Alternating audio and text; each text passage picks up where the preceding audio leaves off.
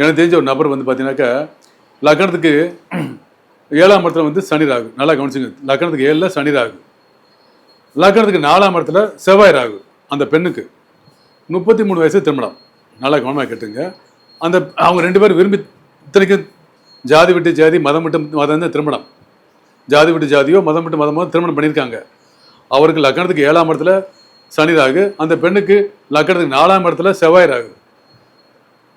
தாமதமான திருமணம் தானே, ஒன்றும் ஆகாது, பிரச்சனை இல்லைன்னு சொல்லி பண்ணாங்க. ஆனால் அந்த திருமண வாழ்க்கை நிலைக்கவில்லை. கரெக்டாக 33 மேலே தான் நடந்துச்சு. திருமண வாழ்க்கை நிலைக்கலை. அப்போ எப்படி பொருத்தம் பார்க்கணும் அப்படின்னா கணக்கு இருக்குது.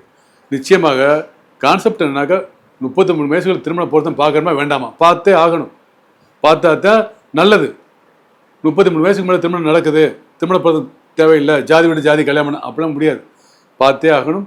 ஜாதி விட்டு ஜாதி பண்ணலாமா பண்ணக்கூடாதுன்னு பார்த்தே ஆகணும். இது உண்மை. இதை மறந்து விடாதீர்கள். மிக தெளிவாக இருங்கள் மக்களே.